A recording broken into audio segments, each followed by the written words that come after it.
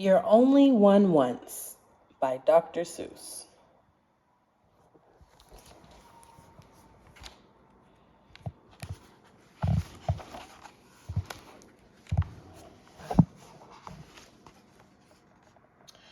One day, you will read in the National Geographic of a faraway land with no smelly bad traffic.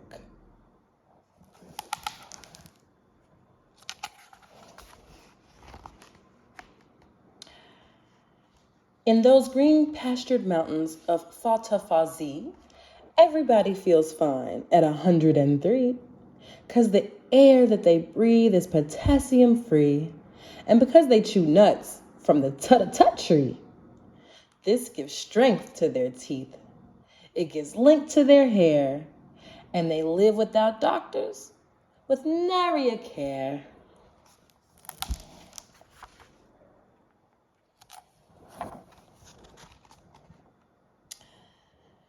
And you'll find yourself wishing that you were out there in Fatafazi and not here in this chair in the Golden Years Clinic on Century Square for spleen readjustment and muffler repair. Just why are you here? You're not feeling your best.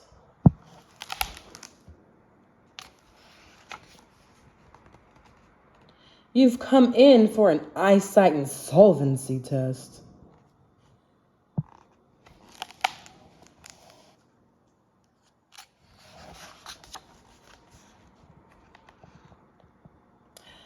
And if you're the type that gets finicky, at this point, you'll try to get out of that clinic. But they will outwit you as quick as a winnick. The quiz docs will catch you. They'll start questionnaring. They'll ask you point blank how your parts are all faring. And your grandfather's parts? And please try to recall if your grandma hurt most in the spring or the fall. Did your cousins have dreadful wild nightmares at night?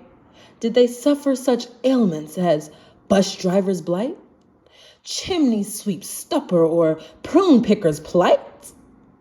And describe the main cause of your uncle's collapse.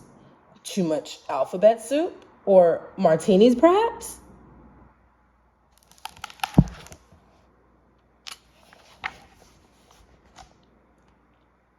And the next thing you know, when you finish that test, is somehow you've lost both your necktie and vest. And an ogler is ogling your stomach and chest.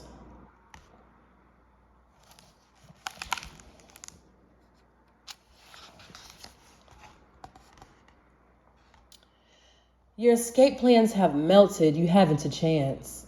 For the next thing you know, both your socks and your pants, and your drawers and your shoes have been lost for the day. The oglers have blossomed like roses in May, and silently, grimly, they ogle away.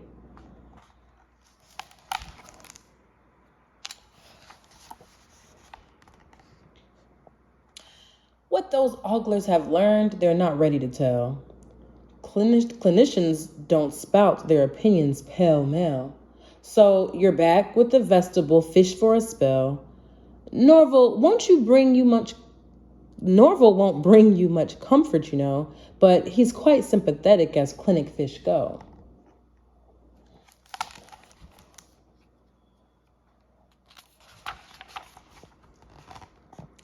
Then you'll sit several hours, growing tenser each second, fearing your fate will be worse than you reckoned, till finally, Miss Becker, your beckoner beckons.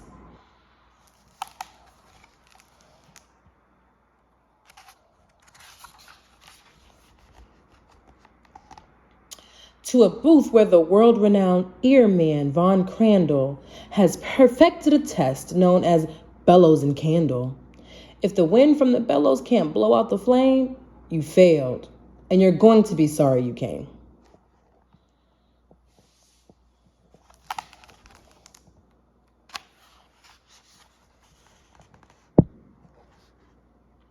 So you'll find yourself talking to Norval once more, and Norval will think you're a bit of a bore, because Norval has heard the same stories before. To this fish, you'll become a plain pain in the neck while you wait, once again, for Miss Becker to beck.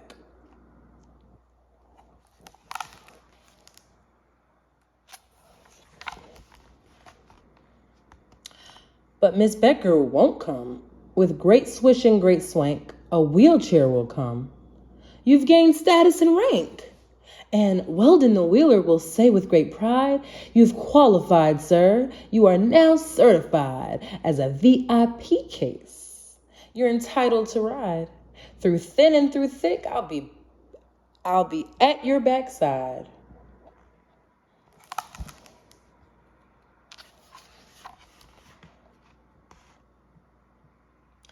Dear Weldon will show you great sights as you go. Right now, you are riding down Stethoscope Row. And I know that, like all our top patients, you're hoping to get yourself stuffed with some fine first-class scoping. So I'm sure you'll be simply delighted to hear that in the Internal Organs Olympics last year, Doctors Schmidt, Schmoot, Sinatra, Sylvester, and Fonz won 15 gold medals, 9 silver, 6 bronze. For the moment, however, we'll bypass this bunch. There is plenty of time to see them after lunch.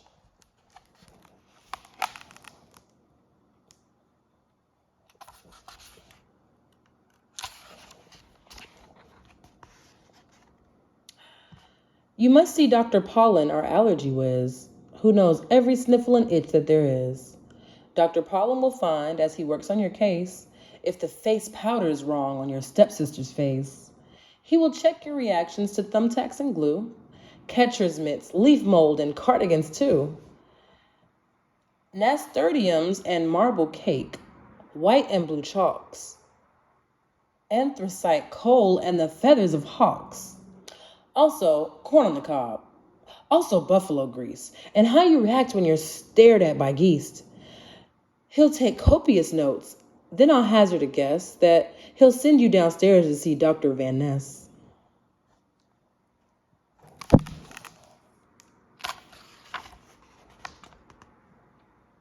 Van Ness has enjoyed a high rate of success in his pioneer work in the study of stress.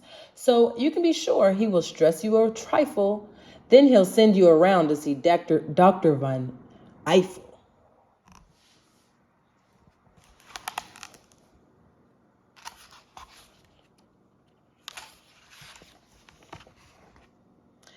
Dietitian Von Eiffel controls the wolf whiffer, our diet devising computerized sniffer, on which you just simply lie down and repose and sniff at good food as it goes past your nose, from caviar souffle to caribou roast, from pemmican patties to terrapin toast. He'll find out by sniff scan the foods you like most. And when that guy finds out what you like, you can bet it won't be on your diet. From here on, forget it.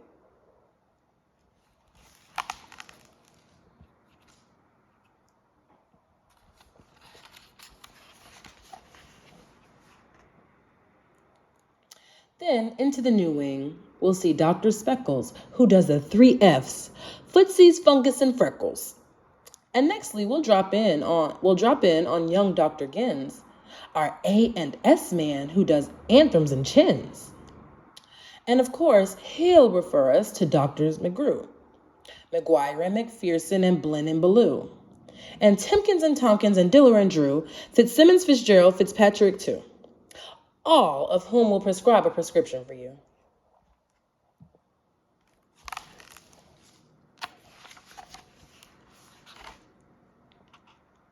For your field drill, you'll go to room 663, where a voice will instruct you. Repeat after me. This small white pill is what I munch at breakfast and right after lunch. I take the pill that's Kelly green before each meal and in between. These Loganberry colored pills I take for early morning chills. I take the pill with zebra stripes to curve my early evening gripes. These orange tinted ones, of course, I take to cure my Charlie horse. I take 3 blues at 8:30 to slow my exhalation rate. On alternate nights at 9 p.m., I swallow pinkies, 4 of them. The reds, which make my eyebrows strong, I eat like popcorn all day long. The speckled browns are what I keep beside my bed to help me sleep. wait. This long flat one is what I take if I should die before I wake.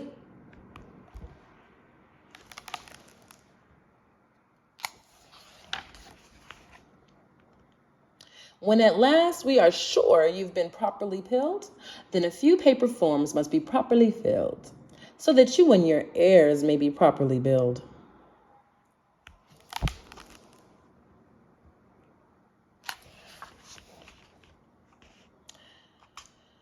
Whereupon, if you're smart, there's a very good chance that you'll meet soon again with your socks, coats, and pants.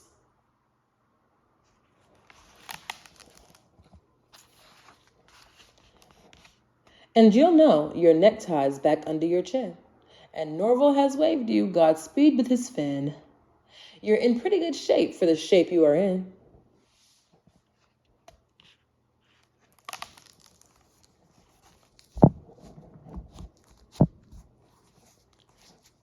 Is this a children's book? Well, not immediately. You buy a copy for your child now and you give it to him on his 70th birthday.